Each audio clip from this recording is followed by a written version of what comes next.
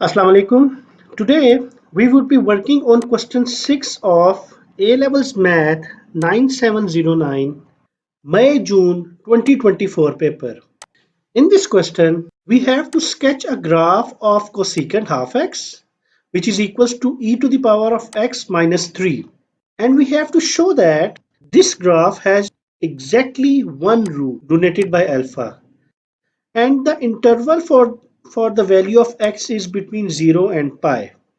Now, let's start with the sketch of cosecant half theta. Assume that this is pi. Now, if we draw the graph of sine theta 0 to pi, it is something like that. This is 1. Now, this was a graph of sine theta or sine x. So, if we want to plot for sine half x, this half chunk would be stretched till this point. So, let's sketch it something like that. Now this is a graph of sine of x by 2. We are asked for reciprocal of it. Now we have the range of it. It is 0 and 1. Now if we take a reciprocal of it, it would goes all the way from infinity till 1. Now let's get rid of the remaining portion. This is a sketch of cosecant half x. Now let's start with the e to the power of x minus 3. We know that exponential function is something like that, and our domain is between 0 and pi, so this portion of the graph is neglected, so we are only left with this portion. Now after subtracting 3, this graph would move 3 unit downward, so it would be something like that. So I'm erasing the extra portion. So this is our answer. We can see that the graph is intersecting at one point, so we can say that we have only one root. In part B, we have been asked to verify that the root alpha is between 1 and 2. Our main equation was e to the power of x minus 3 equals to cosecant x by 2. In our sketch, we have seen that the domain of the function is between 0 and pi. So it makes sense that the root could be between 1 and 2. So we have to show that this number is between 1 and 2. Now you can see within this interval, the graph is a continuous graph for cosecant x and also for e to the power of x minus 1. Now we would make a table for values of x which are 1 and 2, and we would put the value of y. Actually y is cosecant x by 2 and y is also equals to e to the power of x minus 3. Let's complete this table. X is in radians. So 1 over sine of 0.5, that is 2.086, and 1 over sine of 1 is 1.188. Now e to the power of 1 minus 3, that is negative 0.282. E to the power of 2 minus 3, that is 4.389. Now let's see the sketch. Now the next part of your answer is based on your quality of English. So sine cosecant x is 2.086. So let's say 1 is some this point. So it is 2.086, and 2 is somewhat and point 2 is over here, 2 is there, this point, and this is 1.18. Same way we would be looking for the values of e to the power of x minus 3. So when e to the power of x minus 3 was this number, so it is negative 0.282, and when it is plus 2, it is 4.389.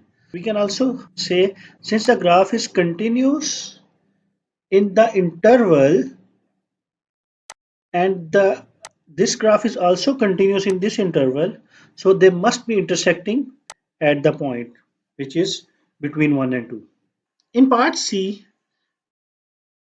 it is said that we have to show if a sequence of value between the interval of 0 to pi is given by this this iterative formula, then it converges to the value of alpha. Previously, we have done that cosecant x by 2 equals to e to the power of x minus 3. And we have seen that for the interval of 0 and pi, this sequence was converging. So if we rearrange this sequence into this form, it means this sequence would also converge. So let's rewrite this formula. Cosecant x by 2 plus 3 e to the power of x. Now I would take natural log on both sides. Ln of cosecant x by 2 plus 3 equals to ln of e to the power of x. X equals to ln of cosecant x by 2 plus 3. It means this sequence is convergent. Why it is convergent? Because the original problem for the given domain was convergent. In part D, we have to use the iterative formula we have proved with initial value of x as 1.4 to determine alpha, correct to 2 decimal place. Give the result of each iteration to 4 decimal places. X of n plus 1 equals to ln of cosecant x by 2 plus 3. So initial value is 1.4. So x0 would be ln of cosecant 1.4 divided by 2 plus 3. Remember, we should be working in radians. Now plug in the values. This would become 1.5156.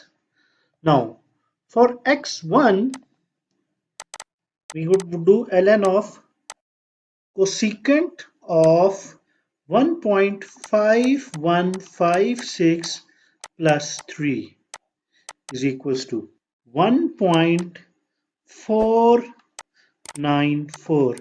Same way we would put the next value. It would become x2 equals to 1.4978. Next value x3 equals to 1.4971. Now we have same decimal, same for 3 decimal places. So it becomes x4 equals to 1.4972. No? So our final answer is this one. So we have the repeated 3 decimal numbers. So our final answer would be x4 or alpha equals to 1.497, and we are asked for the answer in 2 decimal places. So alpha equals to 1.50.